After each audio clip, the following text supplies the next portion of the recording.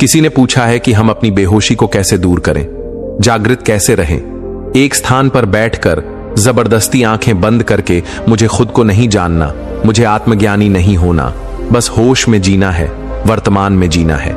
इस दुनिया में 3 तरह के लोग हैं। एक जो सन्यासी हो गए, जिन्होंने संसार त्याग दिया। दूसरे जो संसारी हैं, जिन्हें सन्यास से कोई मतलब नहीं है। और इन दोनों के मध्य एक व्यक्ति खड़ा होता है। यह कुछ ही लोग होते हैं जो न तो संसारी होते हैं क्योंकि इन्हें लगता है कि संसार में कुछ गड़बड़ है, वह इन्हें साफ नजर तो नहीं आता, पर इन्हें एहसास होता है। और ना ही सन्यासी होते हैं क्योंकि सन्यासी जीवन इनकी समझ से परे है। एक और जहां एक सन्यासी के जीवन में बहुत सारी चुनौतियां होती हैं और उसका एक ही लक्ष्य होता है और वह खास तौर से उस लक्ष्य की ओर ही बढ़ता है। वहीं एक संसार के जीवन में अनगिनत चुनौतियां होती हैं और ज्यादातर चुनौतियां बेवजह की ही होती हैं और जिनके लिए हम लड़ मरने को तैयार हो जाते हैं। संसार के भोग विलास में लिप्त यह लोग आंख पर पट्टी बांधकर जीते हैं, पर वह तीसरा व्यक्ति जो न संसारी है और न ही सन्यासी है, उसका जीवन इन दोनों से भी जटिल हो जाता है क्योंकि वह संसार छोड़ नहीं पाता, क्योंकि उसकी जिम्मेदारियां बहुत ज्यादा है। और सन्यासी जीवन को पकड़ नहीं पाता क्योंकि संसार का त्याग आसान नहीं है। फिर भी वह कोशिश में लगा रहता है कि कुछ जान ले, कुछ समझ ले, यहीं इस संसार में रहते हुए जागृत रहे। लेकिन क्या इस व्यक्ति के लिए जागृत होना आसान है? तथागत गौतम बुद्ध ने अपने शिष्यों के लिए बहुत सख्त नियम बनाए थे क्योंकि वह जानते थे कि यह संसार अपनी ओर खींचता है। जो भी संसार की ओर खींचा वह एक ऐसी दुनिया में प्रवेश करता है जो स्वार्थ और लालच पर टिकी है। धन का लालच, प्रेम का लालच, अधिकारों का लालच, मान सम्मान का लालच और इन सबसे बड़ा विपरीत शरीर का लालच यानी सेक्स का लालच। ये सभी चीजें हमें सपने दिखाती हैं, भविष्य की कल्पनाएं गढ़ती हैं कि ऐसा होगा वैसा होगा, बस ये कर लो तो सारे सपने पूरे होंगे। आपने देखा, जब आप रात में सपने देखते हैं, सपने में आप एक पूरी दुनिया, पूरी जिंदगी भी जी जाते हैं और जब तक आपका सपना चल रहा होता है आप हमेशा बीच में ही होते हैं, यानी संतुष्टि नहीं होती। और जैसे ही आपकी आंखें खुलती हैं और अगर आपको सपना याद है तो आप हमेशा सोचते हैं कि आगे क्या होना था। इसी प्रकार संसार के जो सपने हैं वह कभी खत्म नहीं होते, हमेशा बीच में ही रहते हैं। ये कभी पूरे नहीं होने वाले, पूरे होने का भ्रम अवश्य बना रहता है। इसी को माया भी कहते हैं। और जैसे ही सोते समय हमारे सपने टूट जाते हैं पर आंखें खुल जाती हैं, संसार में भी हमेशा सपने टूटते हैं क्योंकि ये सपने खुली आंखों से देखे जाते हैं, तो आंखें बंद होने पर सपने टूटते हैं, यानी मृत्यु हो जाती है। बंद आंखों के सपने आंखें खुलने पर टूटते हैं और खुली आंखों के सपने आंखें बंद होने पर टूटते हैं। इसी कारण एक सन्यासी कठोर नियमों में बंधता है। वह साधना करता है, ध्यान करता है, वह अपने भीतर के संसार को बाहर निकालता है क्योंकि कोई संसार बाहर की ओर नहीं है, संसार हमारे भीतर बसता है। और एक बार जब वह संसार से खाली हो जाता है तब भी वह साधना और ध्यान जारी रखता है क्योंकि संसार खींचता है और जागृति और समझ ही से बचा सकती है। एक बार तथागत गौतम बुद्ध का एक शिष्य एक युवती के प्रेम में पड़ गया। उसे चारों ओर वह युवती ही दिखाई देती। बुद्ध अपने शिष्य के बारे में जानते थे, लेकिन बुद्ध चाहते थे कि वह खुद से, खुद की समझ से इस संसार के लालच से बाहर आ सके। पर धीरे धीरे वह शिष्य बेकार होता चला गया। उसे ना भूख लगती, ना समय पर सोता, ना ही ध्यान और साधना में उसका मन लगता। वह आलसी हो गया था। वह किसी भी बहाने से बस उस युवती से मिलने निकल जाया करता।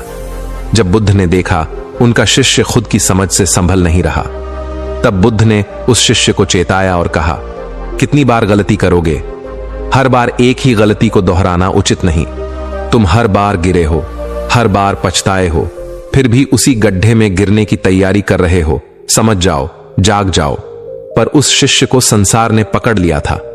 एक रात विहार छोड़कर वह चला गया और उस युवती के साथ विवाह रचा लिया। कुछ वर्षों बाद वह शिष्य चोरी करते हुए पकड़ा गया। राजा ने उसे मृत्युदंड दिया। जब शिष्य को सिपाही पकड़कर ले जा रहे थे तब वहां से तथागत गौतम बुद्ध गुजरे। बुद्ध को देखते ही उसे याद आ गया कि वह बुद्ध का शिष्य था। उसकी राह कुछ और थी, उसकी खोज कुछ और थी। वह इस मार्ग पर भटक कर आ गया है। वह क्या हो गया है? एक चोर बनकर रह गया है। बुद्ध ने अपने शिष्य को पहचाना और उसके पास आकर कहा, समय अभी भी नहीं निकला। हर बार पछताए हों, पछताते ही रहे हों, कितनी बार पछताओगे? अपनी स्मृति को पकड़कर ध्यान कर। जो ध्यान तूने अर्जित किया था उसे ध्यान कर। अब जब सब छूटने ही वाला है तो किसका इंतजार कर रहा है? स्मृति को जागृत कर, देख तू कौन है। बुद्ध की बात उस शिष्य की समझ में आ गई। उसकी समझ का एक दायरा खुल गया और उसने अपने ध्यान को याद किया और वह तुरंत ही ध्यान में उतर गया। उसका रूप परिवर्तित हुआ। जो चोर दिखता था अब तेजस्वी सन्यासी दिखाई दे रहा था। राजा को जब यह बात पता चली तब राजा ने खुद उस चोर को देखा और कहा, यह चोर नहीं हो सकता। राजा ने उस शिष्य से पूछा, क्या वाकई तुमने चोरी की थी? अगर तुम कह दोगे कि तुमने चोरी नहीं की थी तो मैं तुम्हें छोड़ दूंगा। शिष्य ने कहा, राजन, जान बचाने का लालच भी लालच होता है और मुझे यह लालच नहीं है। मैंने इस संसार में रहकर चोरी की, यह सत्य है। इस संसार में हर कोई चोर है। हर किसी को चोर बनना ही पड़ता है। कोई धन की चोरी करता है, कोई प्रेम की चोरी करता है, कोई सम्मान की चोरी करता है, कोई विचारों की चोरी करता है। बिना चोरी के इस संसार में कोई काम नहीं। यहां सब लुटेरे हैं, लेकिन जो लूटने को तैयार है वही सन्यासी है। राजा उस शिष्य की बात से प्रभावित हो गया और उसने उस शिष्य का अपराध क्षमा कर उसे मुक्त कर दिया। एक सन्यासी को संसार खींच सकता है, उसे पदभ्रष्ट भी कर सकता है। तो जरा सोचिए, एक ऐसे व्यक्ति को जो जागृत होना चाहता है लेकिन संसार से छूटना नहीं, वह संसार में रहकर ही जागृति चाहता है, तो उसके लिए उसका मार्ग कितना कठिन होगा। लेकिन कोई भी चीज या कोई भी मार्ग तब तक ही कठिन है जब तक कि हम उसे कठिन मानते हैं। वास्तव में सारा खेल संकल्प का है। संकल्प शक्ति जहां जागृत हो जाती है। अब जागृत हो जाने से मतलब यह मत लगा लेना इसे जागृत करना कोई कठिन काम है। बस संकल्प लेना है और उसे पूरा करना है। इसमें समस्याएं आती हैं। संकल्प टूटने का पूरा पूरा खतरा रहता है और टूट भी जाता है। तो क्या डर? फिर से कोशिश करो, मगर अधूरी कोशिश मत करना। अधूरी कोशिश खुद को धोखा देने जैसी होती है। पूछा है कि बिना ध्यान में बैठकर, बिना जबरदस्ती आंखें बंद कर मैं जागृत कैसे हो सकता हूं? वास्तव में इस संसार में इतना सोच पाना भी कि मुझे जागृत होना है, जागृति की ओर पहला कदम बढ़ाने जैसा है। और यह वही सोच सकता है जिसकी आंखों में कुछ रोशनी आ गई हो, जो कुछ दिख पाने में सक्षम हो, जो संसार की माया का थोड़ा बहुत ही सही अनुभव कर पा रहा हो। परंतु कुछ लोग ध्यान की ओर या जागृति की ओर इसलिए भी खींचते हैं क्योंकि वह इसे संसार का हिस्सा बना लेते हैं कि हम ध्यान करेंगे तो हमें कुछ बड़ा मिलेगा, कुछ खास होगा, कुछ चमत्कार होगा, इस दुनिया में हमारा कुछ नाम होगा। और यह सब भी संसार की एक माया है कि आप ध्यान भी कहते हैं, जागृत भी होना चाहते हैं। जिंदगी भर अपने आप को बड़ा ज्ञानी और ध्यानी साबित करने में ही लगे रहते हैं। कोई आपको छोटा कह दे तो तुरंत आपके अहंकार को चोट पहुंच जाती है।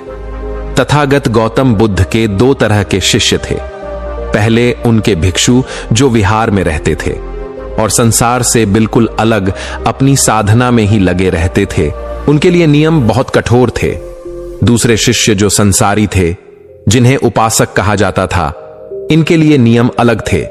यह शादी कर सकते थे, व्यापार कर सकते थे, संसार के सभी काम कर सकते थे, पर इन्हें भी कुछ नियम मानने होते थे, जैसे चोरी नहीं करना, झूठ नहीं बोलना, नशा नहीं करना, अत्यधिक धन इकट्ठा नहीं करना, लोगों की मदद करना, लालच नहीं करना, सही दृष्टि उत्पन्न करना।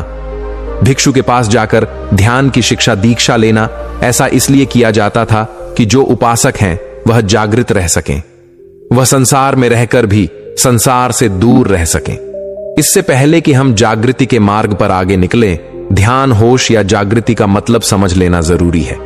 हमने अपने लिए इन शब्दों के बहुत बड़े मतलब बना रखे हैं। ध्यान का नाम लेते ही पता नहीं आपको क्या हो जाता है। आपके दिमाग में बहुत सारी चीजें चलने लगती हैं, कुंडली चक्र वगैरह, बहुत कुछ, सब कुछ, जबकि ध्यान का मतलब उसके शब्द में ही छुपा है। ध्यान का मतलब है, ध्यान जरूरी नहीं है कि आप आंखें बंद कर बैठकर अपनी सांसों पर ही ध्यान दें। आप खाते हुए अपने खाने पर ध्यान दे सकते हैं। आप किसी पेड़ पर ध्यान दे सकते हैं जो हवा से हिल रहा हो। आप किसी संगीत पर ध्यान दे सकते हैं। ध्यान का मतलब सिर्फ इतना ही है कि हम अपने आप को एकत्रित कैसे कर सकें, क्योंकि हम बिखरे हुए रहते हैं। हर पल में पल पल में हम कहीं से कहीं पहुंच जाते हैं। किसी एक जगह पर ठहराव होता ही नहीं है। तो ध्यान केवल हमें एक ठहराव देता है कि हम उस पल में जी सकें। जिस पल में हम जी रहे हैं, जब आप अपने कमरे में होते हैं और ऊपर छत का पंखा चल रहा होता है तो वह कुछ आवाज करता है। कितनी बार आपने उसकी आवाज सुनी है? पूरी रात में एक बार भी आपका ध्यान उस पंखे पर या उस पंखे की आवाज पर नहीं जाता, क्योंकि तुम बिखरे हुए हो। पता नहीं कहां कहां खोए रहते हो, कौन कौन सी बातें सोचते रहते हो। तो तुम्हारा ध्यान किसी एक चीज पर कैसे जा सकता है? तो जब आप इतने बिखरे हुए हैं, हजारों लाखों हिस्सों में बंटे हुए हैं, तब आप हमेशा उस पल को खो देते हैं। इस पल में हम जी रहे होते हैं, और ध्यान देने से, ध्यान करने से आप एकत्रित होते हैं। पर एक होता है ध्यान की कोशिश करना, और एक होता है ध्यान करना, और एक होता है ध्यान लग जाना। और यह बारी बारी से ही होता है। पहले आप कोशिश करेंगे, फिर आप ध्यान करेंगे, फिर आपका ध्यान लगेगा किसी भी एक चीज पर। आप जिस पर भी ध्यान लगाएंगे, उस वस्तु या चीज को महसूस कर पाएंगे। पूरे प्राण से खुद पर ध्यान लगाएंगे तो खुद को भी महसूस कर सकेंगे। जरूरी नहीं है कि आपको आंखें बंद कर जबरदस्ती बैठना है, पर एक संकल्प लेना होता है जो आप में शक्ति का संचार करता है। संकल्प विद्रोह छेड़ता है, संसार के खिलाफ, आपके मन के खिलाफ, और आपको जागने में मदद करता है। जब आप संकल्प लेते हैं कि मैं 5 मिनट अपनी सांसों पर ध्यान दूंगा, तब ध्यान के एकत्रित होने के कारण ही आप महसूस करते हैं कि आपके भीतर कितना शोर है, कितनी आवाजें हैं, और आप कहते हैं मेरा ध्यान नहीं लग रहा, मैं भटक जाता हूं। वास्तव में आपका ध्यान लगने की तैयारी कर रहा है, क्योंकि इतना शोर, इतने विचार आपके अंदर पहले से ही है, लेकिन ध्यान ना देने की वजह से आपको दिखाई नहीं देते, सुनाई नहीं देते। लेकिन जैसे ही आप ध्यान लगाते हैं, सब सुनाई और दिखाई देने लगता है, और आप घबराते हैं कि यह क्या। ध्यान का मतलब होता है विचारों का ना होना, और यहां तो विचार ही विचार है नहीं, ऐसा नहीं है। ध्यान का मतलब होता है देखना, जो जैसा है वैसा ही देखना। विचार है तो विचारों को भी देखना। किसी ने पूछा था कि मेरे मन में गंदे ख्याल आते हैं, और गंदे ख्यालों से बचने के लिए मैं ध्यान करता हूं तो ध्यान में और ज्यादा गंदे विचार आते हैं। मैं क्या करूं? हमारा मन घर की तरह होता है। जिस प्रकार हम घर में सामान सजाते हैं, उसी प्रकार हम मन के अंदर भी विचारों को सजाते हैं। जब हम बहुत व्यस्त रहते हैं तो घर की सफाई नहीं करते, अपना काम करते हैं और चले जाते हैं। लेकिन एक दिन आपका ध्यान आपके घर की साफ सफाई पर जाता है। तब आप ध्यान से अपने घर की साफ सफाई करते हैं। तब आपको उस दिन अपने घर में वह गंदगी भी दिखाई दे जाती है जिसका आपको पता ही नहीं था। इसी प्रकार जब आप अपने मन की सफाई करने के लिए ध्यान करते हैं, तो जो गंदगी आपने जाने अनजाने में मन में बसा रखी है, वह तो दिखाई देगी ही, और तभी तो आप उसकी सफाई कर सकेंगे। तो इन विचारों से भागना नहीं है, इन्हें देखना है। देखोगे तभी तो विचार शून्य हो सकोगे। अब यह शून्य शब्द भी बड़ा कॉम्प्लिकेटेड है। जहां शून्य कह दो, वहां पता नहीं आप क्या क्या सोच बैठते हैं। हमारी समस्या की जड़ हमारा सोचना ही तो है। जब हम निर्विचार होकर सोचते हैं तो सत्य को पाते हैं, पर जब हम अपने पूर्व विचारों से भरे हुए सोचते हैं तो विचारों की एक ऐसी अनंत श्रृंखला बनती है कि हम उसमें खो जाते हैं। इसलिए ज्यादा दिमाग पर जोर ना डालते हुए ध्यान करो। ध्यान तो करना ही पड़ेगा, ध्यान तो लगाना ही पड़ेगा। आंखें बंद कर नहीं कर सकते तो आंखें खोल कर लो। अपने भीतर ध्यान नहीं लगा सकते तो बाहर ही ध्यान लगा लो। सांसों पर नहीं लगा सकते तो किसी चिड़िया की आवाज पर लगा लो, किसी संगीत पर लगा लो। कैसे भी करके अपने आप को एकत्रित करो। जैसे ही आप एकत्रित होते हैं, वर्तमान में आना नहीं पड़ता, वर्तमान में हो जाते हैं। और जिस आनंद की बात बड़े बड़े योगी और सन्यासी करते हैं, वह आनंद वर्तमान में आने का ही है। किसी भी चीज को ज्यादा बढ़ाव चढ़ाओ मत, हल्का फुल्का रहने दो। आसान समझो, जीवन आसान नहीं है, पर जीवन ही आसान है। इसे समझ कर देखो। तुमने कोई जन्म लेने के लिए बहुत मेहनत नहीं की है, जो जीने के लिए इतनी मेहनत कर रहे हो और मृत्यु से डर रहे हो। जीवन का अवसर है, इसका उपयोग जीने के लिए करो, कंफ्यूज होने के लिए नहीं। जिंदगी भर चिंता में मरोगे तो जियोगे कब? अब तो ध्यान भी एक चिंता बनकर रह गया है। ये बहुत गलत है।